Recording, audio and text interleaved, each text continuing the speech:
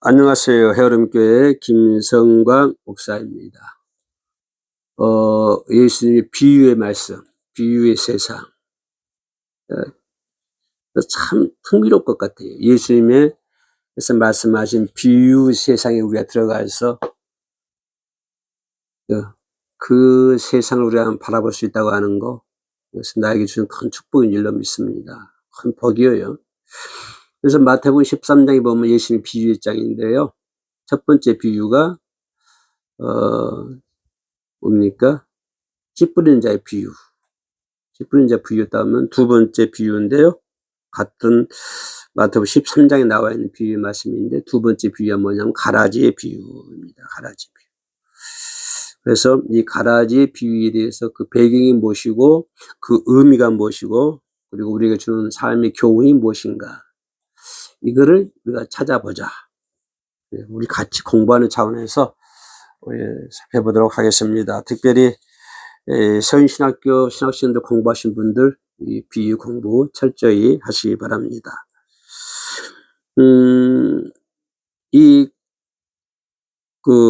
뭡니까?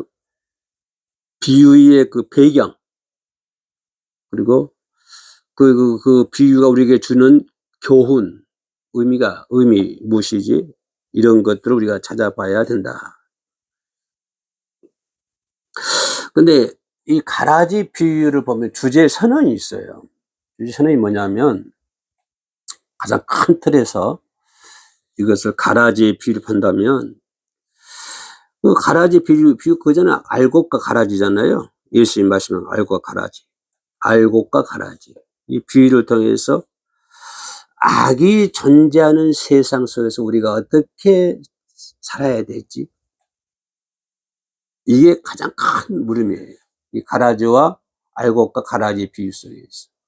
이 비유를 통해서 그러면 이 세상에는 악도 많네? 비유 그대로 보면 가라지들도 많아.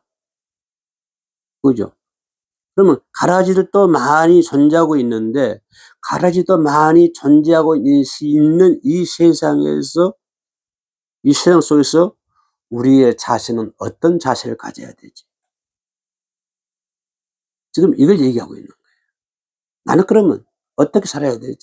자, 옛날 나도 모내기 많이 해봤습니다. 학교 다닐 때 너네 그 어머니 형수들이 우리 이제 모내기 할 때 되면 그때는 참 잔칫날이었어요.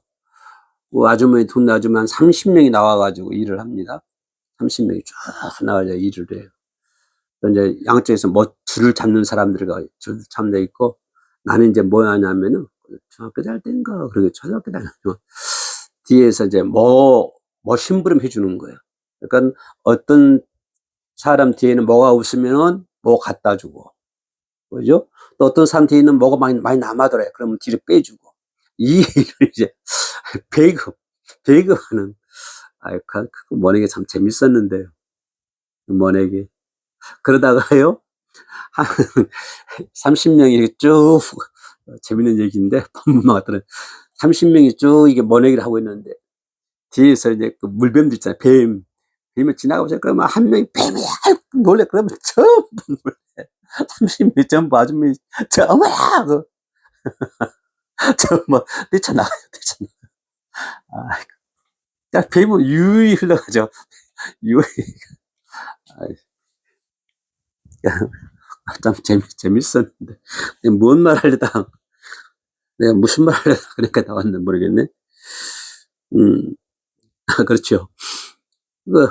너네, 이게 이제 뭐를 심잖아요. 뭐 심으면, 가라지는 안 심었는데 가라지가 많이 나와요.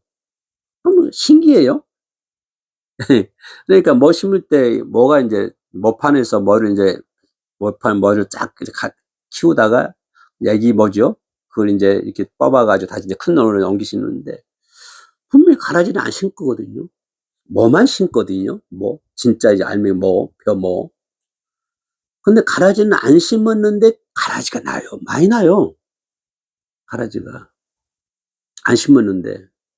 어떤 놈들은 근데 이 가라지가 더 크더라고요. 일반 뭐보다. 더 왕성하게 커요. 그래서 옛날에 우리 어머니들 보면요. 그거 다 뽑아냈어요. 일일이 지금 아마 이때쯤일 거예요, 이때쯤. 한참 더운 날씨에 그냥 하루 종일 머리, 허리 숙여가지고 뽑느라고. 가라지 뽑느라고. 생계는 가라지 뽑지 말라고 그러잖아요. 왜? 알고 다칠까 봐서. 마지막 심판날에 가라지대로, 알곡은 알곡대로. 이게 이거지, 뭐죠? 이게 이제, 가라지 비유의 이제 그 내용이잖아요. 그런 가라지가 크고요. 그러더라고요. 그러면 이 세상에 가라지 같은 악이 많이 존재하고 있다. 그러면 그런 세상 속에서 우리가 어떤 자세로 살아가야 되느냐. 그죠? 어떤 자세로 가야 돼. 이걸 배우는 거예요. 알곡과 가라지 속에서. 마태복음 13장에는요, 비유가요, 7가지 비유가 나옵니다. 7가지. 다 천국에 대한 비유예요. 7가지 비유가 나와요. 그래서 앞선 첫 번째는 씨 뿌린 자의 비유 이어서 이제 알곡과 가라지, 하나님 나라의 확장, 그리고 현실, 이거 다루는 내용이에요. 그런데 왜 이 세상에는 악한 사람과 선한 사람이 함께 살아가고 있지? 그죠? 이런 질문을 한다고 그러면 조금 어리석은 질문이랄까요? 왜 이 세상에는, 교회와 세상에는 악한 사람과 선한 사람이 섞여 살까?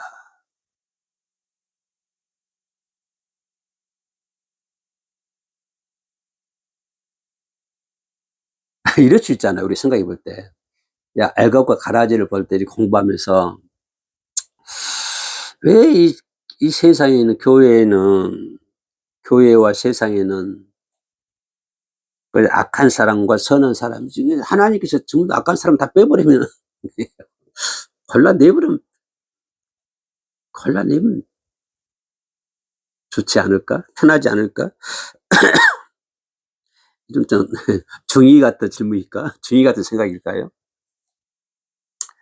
왜 하나님은 당장 이 가라지를 없애지 않으실까? 이 가라지가 뭘까요? 악한 자들이잖아요. 교회와 세상에 선한 자와 악한 자가 있다 하면은 악한 자가 가라지니까. 그러면 왜 하나님은 가라지를 뽑지 않으실까? 그러면 왜 하나님은 세상에 선한 자와 악한 자가 존재하고 있으면 악한 자 미리 없애버리지 않을까? 미리 없애버리면 전쟁도 없고 평화롭지 않을까? 이게 중의 같은 질문일까요? 응? 왜 하나님은 악을 당장 없애지 않으실까? 예, 이제 여기가 우리가 이제 이걸 프레임 위에 올려놓고 한번 생각해 보자고요. 알곡과 가라지 비유 속에서. 그럼 비유 내용을 보면 마태복음 13장 24절로 나와 있는 말씀인데, 비유의 내용을 보면 어떤 사람이 밭에 씨를 뿌렸습니다. 근데 아까 얘기했잖아요. 분명히 주인은 가라지를 안 뿌렸어요. 알곡만 뿌렸어요. 근데 성경에 보니까 악한 원수가 밤에 몰래 와가지고 덕벌이라고 그러죠. 가라지를 밭에 몰래 뿌리고 갔어요. 이 원수가 문제라니까요. 내가 새 중에 뻐꾸스를 좋아하거든요. 내가 바로 계양산 아래에 있기 때문에 가끔은 뻐꾸스가 아침에 들려요. 뻐꾸뻐꾸 울고 그래요. 그럼 뻐꾸스 새 울음소리에 이제 일어나기도 하는데, 그 뻐꾸스가 고약한 새라며요. 남의 새 둥지에다가 알을 낳아가지고 자기 알을 낳아가지고 다른 새도 자기 알을 키우게 만드는. 그러니까 몰래 가서 또 둥지에다 자기 알을 낳고 오는 거예요. 뻐꾸기 같은 존재. 예? 뻐꾸기 같은 존재. 밤에 주인 몰래 찾아와가지고 가라지를 뿌리고 가요. 근데 싹이 날 때 보니까 가라지도 나오고 알곡도 나온다 이 말이에요. 알곡도 같이 나와요. 그래서 주인이 물어본 거예요. 아니, 종들이 물어보는 거예요, 주인한테. 주인님, 이 가라지 뽑을까요? 예, 물어봅니다. 주인은, 아, 간둬라. 간둬. 왜? 가라지 뽑다가 알곡 다치면 어떻게 하냐. 그거거든요. 아니, 저 가라지 옆에가 김성광이 알곡이 있는데, 저 가라지 뽑다가 김성광이 알곡까지 뽑으면 어떡해. 큰일 나지. 이거거든요. 그죠? 자, 이 가라지 옆에 김성광이 이렇게 있어. 어? 김성광이도. 이 김성, 착한 사람이야. 착한 선한 사람이야. 악한 사람이야. 이 가라지다. 뭐. 그러면 이 가라지를 뽑아내리려다가 이, 이 아까운 성광이까지 다치면 어떻게 뽑히면 어떻게 그럼 큰일 나지. 안 되지. 안 되잖아요.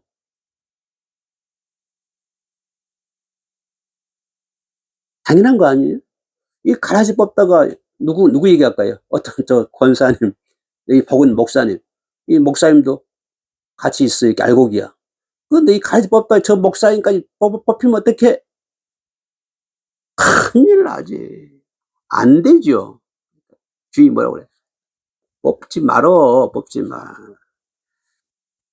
뽑지 마. 뭐라고 그래요? 추수 때까지 간두어라. 추수 때까지.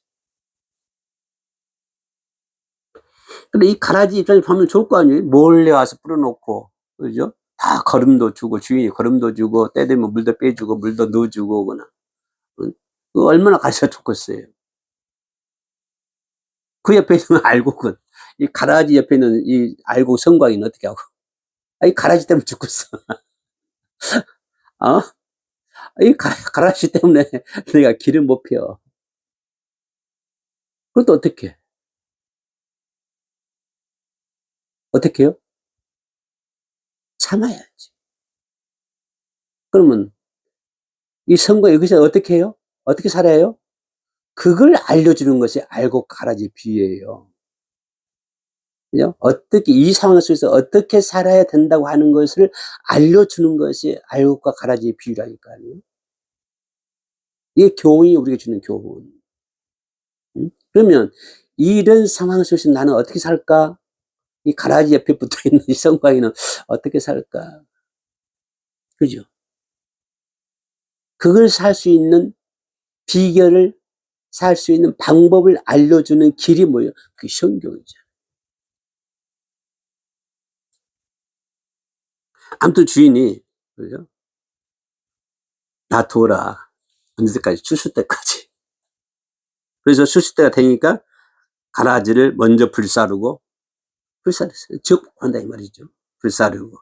알곡은 곡간에, 그래, 추수 때가 됐어. 둘 다 이제 가라지도 비우고 성광이도 뱀당했어요. 그럼 어떻게? 갈라지잖아요. 가라지는 어떻게 해요? 가라지는 먼저 불사르고. 그러니 나갔어요, 이제. 먼저 불사르고 지옥불로 떨어져 나갔어요. 이 성광이는 어디요? 거간, 곡간. 어디 곡간? 천국이 곡간으로 뿅이. 천국 곡간을 뿅. 응?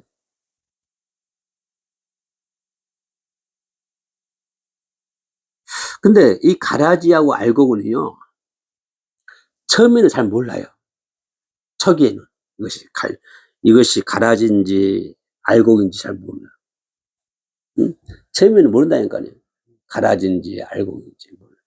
초기에 잘 몰라요. 거의 구별이 거의 안 되는 식물이에요. 잘 구별이 안 돼.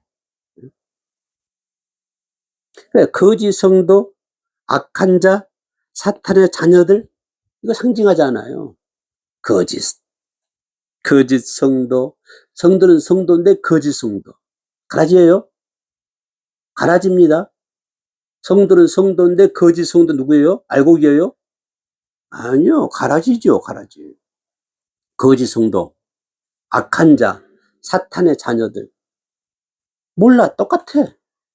이 세상 살 때는 똑같아. 근데 나중에 가라지는 가라지대로, 알곡은 알곡대로.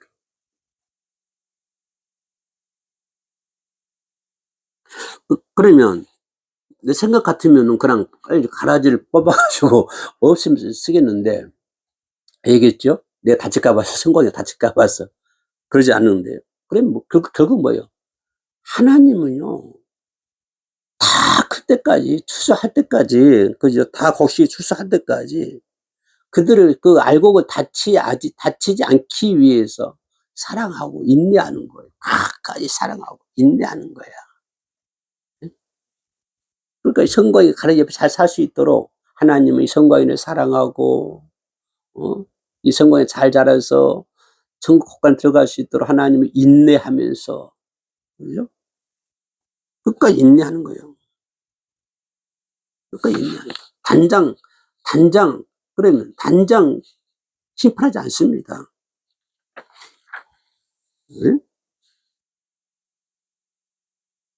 그러면 여기서 누가 가라지고 누가 알곡일까? 누가 가라지고 누가 알곡일까? 심판은 이 알곡이 해요? 그 심판 누가 해요? 하나님이 하시는 거예요. 가라지와 알곡의 심판은 공의로우신 하나님이 심판하는 권한은 오직 주님밖에 없어요. 알곡과 가라지의 심판은 오직 누구밖에 없다. 하나님밖에 없다. 주님밖에 없다.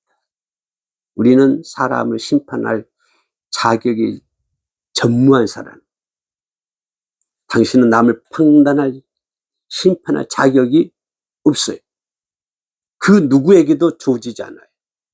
아무리 훌륭한 목사를 해도 주어지지 않아요. 주어지지 않아. 남을 평가하지 마세요. 절대로 평가하면 안 돼. 남을 평가한다고 하는 것은 하나님의 일을 침범하는 대역죄를 지는 거예요. 큰 죄를 지는 거예요.